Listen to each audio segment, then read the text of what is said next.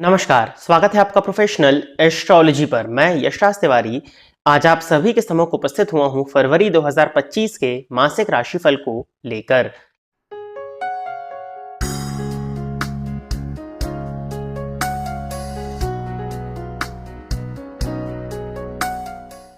इस राशिफल के कार्यक्रम में हम चर्चा करने जा रहे हैं कि फरवरी 2025 का ये मंथ आपके लिए क्या लेकर के आ रहा है।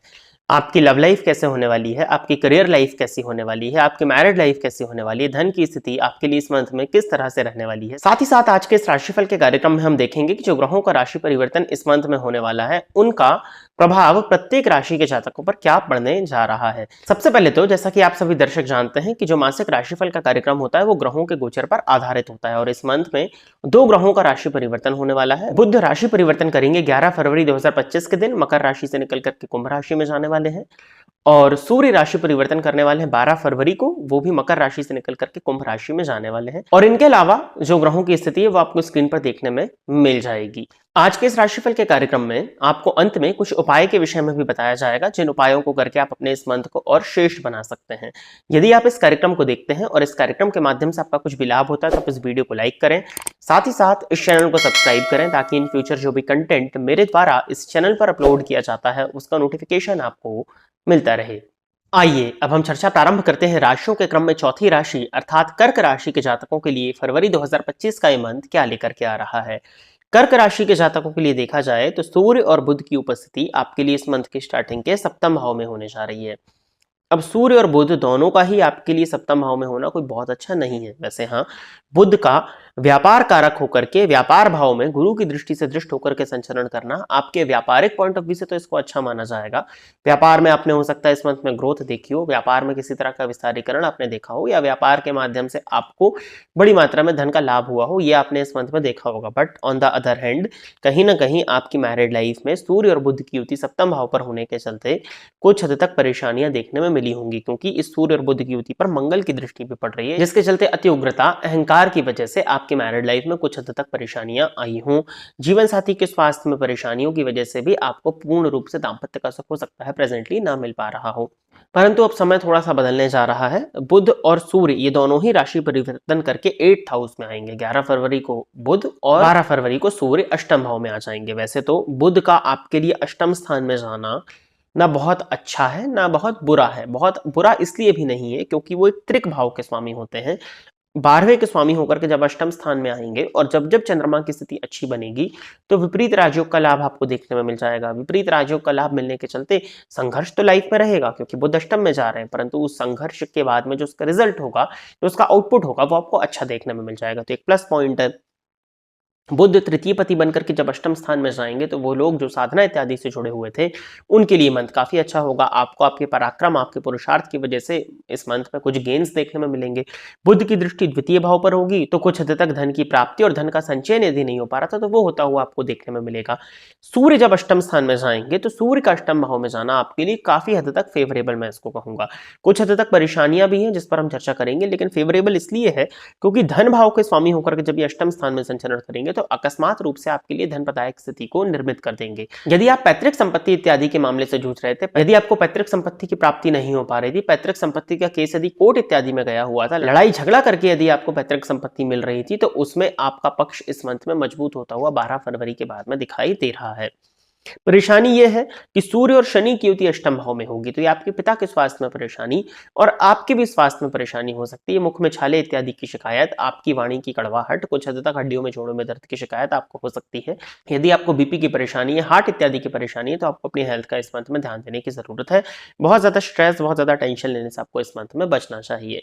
करियर के पॉइंट ऑफ व्यू से देखा जाए तो दशम भाव के स्वामी 12वें भाव में है और ये वक्री होकर के संचरण कर रहे हैं, तो करियर ओवरऑल आपका स्टेबल रहने वाला है, कोई बहुत ज्यादा परेशानी नहीं है। दशम पति का 12वें भाव में जाना कई बार आपके वर्क आवर्स को फिक्स नहीं होने देता है। हो सकता है कि आपको ऑफिस में जब आप जा रहे हैं तो आपको बहुत ज्यादा काम ना करना पड़े, बट जैसे ही शाम का समय हो रहा है आपके सामने बहुत ज्यादा काम ला करके रख दिया जाए तो आप उस काम को लेकर के आपको घर आना पड़ रहा है, तो घर में आपका जो समय है वो ऑफिस के कार्यों को करने में जा रहा है। तो कुछ इस तरह से आपके जो वर्क आवर्स है वो फ्लक्चुएट हो सकते हैं, लेकिन ओवरऑल करियर को लेकर के कोई बहुत ज्यादा परेशानी होने नहीं वाली है क्योंकि गुरु लाभ स्थान में है और भाग्य भाव में शुक्र की उपस्थिति है। आपके लिए भाग्येश और लाभेश का परिवर्तन इस मंथ में काफी अच्छा होने वाला है। किए गए एफर्ट्स से अच्छे धन का लाभ और कई बार कम इनपुट में भी बड़े धन का आगमन आपको देखने में मिलेगा। कम मेहनत में ज्यादा धन की प्राप्ति आपको इस मंथ में देखने में मिलने वाली है। भाग्येश 11वें भाव में है, 4 फरवरी को मार्गी भी हो जाएंगे, तो आपको आपके भाग्य की वजह से अच्छी इनकम इस मंथ में देखने में मिलने वाली है। लव लाइफ के पॉइंट ऑफ व्यू से जो परेशानियां आ रही थी उन परेशानियों में कमी आएगी। जो गलतफहमी बनी हुई थी वो गलतफहमियों में कमी आने वाली है 4 फेब के बाद में। शुक्र का उच्च राशि में 9th हाउस में उपस्थित होना भी आपकी लव लाइफ के पॉइंट ऑफ व्यू से अच्छा है। आपकी धार्मिक वृत्ति को जागृत करने वाला है। आपकी सुख सुविधाओं में वृद्धि होती हुई दिखाई दे रही है। भूमि भवन या वाहन से संबंधित किसी भी तरह का मामला यदि आपका अटका हुआ था तो उसमें गति आती हुई दिखाई दे रही है। वाहन इत्यादि यदि आप लेना चाह रहे थे तो वो भी आप कर सकते हैं। अपने घर को डेकोरेट करना चाह रहे थे तो उसके लिए भी मंथ आपके लिए फेवरेबल होता हुआ दिखाई दे रहा है। मंगल की दृष्टि अभी भी सप्तम स्थान पर पड़ रही है, हालांकि वो उच्च की दृष्टि है, परंतु फिर भी आपको अपने जीवन साथी की भावनाओं का सम्मान करना चाहिए। कड़वी वाणी के प्रयोग से बचना चाहिए, नहीं तो आपको मैरिड लाइफ में फ्लक्चुएशंस इस मंथ में देखने में अवश्य मिलेंगे। मंगल आपके लिए कर्मेश और पंचमेश होकर के व्यापार स्थान को देखेंगे तो व्यापार में ग्रोथ, व्यापार में वृद्धि है। परंतु यदि आपका व्यापार पार्टनरशिप में है तो कहीं ना कहीं पार्टनर के साथ में मतभेद होते हुए अवश्य ही दिखाई दे रहे हैं। बाकी राहु और केतु के गोचर के विषय में चर्चा हमारी वार्षिक राशिफल में हो चुकी है, तो जाकर के आप उसको अवश्य ही सुन लीजिएगा। इसके अलावा गुरु का मार्गी होना आपके लिए इस मंथ में काफी नई उपलब्धियों को लेकर के आएगा। जो परेशानी, जो थोड़ी सी बेचैनी आप महसूस कर रहे थे उसमें भी काफी हद तक कमी आपको देखने में गुरु के मार्गी होने के बाद में मिलने वाली है। पेट से संबंधित यदि आपको परेशानी थी तो आपको अपनी डाइट का बहुत ज्यादा ध्यान देने की जरूरत है, नहीं तो पेट की वजह से अन्य जो रोग मैंने आपको बताए हैं आप हेल्थ को लेकर के इस मंथ में परेशान हो सकते हैं। 9th हाउस में शुक्र और राहु की युति है। यदि आपके फादर डायबिटिक है या आपके फादर को शुगर से संबंधित किसी भी तरह की परेशानी, यूरिन या किडनी से संबंधित किसी भी तरह की परेशानी है तो आपको पिता के स्वास्थ्य का स्पेशल ध्यान देने की जरूरत इस मंथ में पड़ने वाली है। उपाय के तौर पर दुर्गा चालीसा का पाठ करना और नित्य सूर्याष्टकम का पाठ करना, इन दो उपायों को करना और सूर्य को जल देना, ये करना आपके लिए इस मंथ में काफी फेवरेबल रहेगा। इन दो उपायों को आप अवश्य ही इस मंथ में करें। साथ ही साथ जो आपके वार्षिक राशिफल में जो उपाय मैंने आपको बताए हैं उन उपायों को भी आपको इस मंथ में शामिल कर लेना चाहिए यदि आपने जनवरी के मंथ में नहीं किया है तो प्रिय दर्शकों, ये था कर्क राशि के जातकों के लिए फरवरी 2025 का राशिफल। आशा करता हूं कि कर्क राशि के जातक मेरे द्वारा बताए गए इस राशिफल के कार्यक्रम से संतुष्ट होंगे।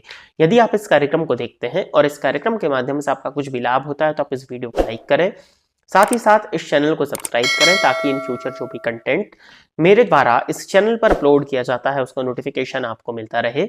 यदि इस कार्यक्रम के माध्यम से आपका कुछ भी लाभ होता है तो आप इस वीडियो को ज्यादा से ज्यादा लोगों के साथ में शेयर करें ताकि और भी लोगों का लाभ हो और उसका माध्यम आप सभी दर्शक बने। आज के इस कार्यक्रम में बस इतना ही रखते हैं। नमस्कार।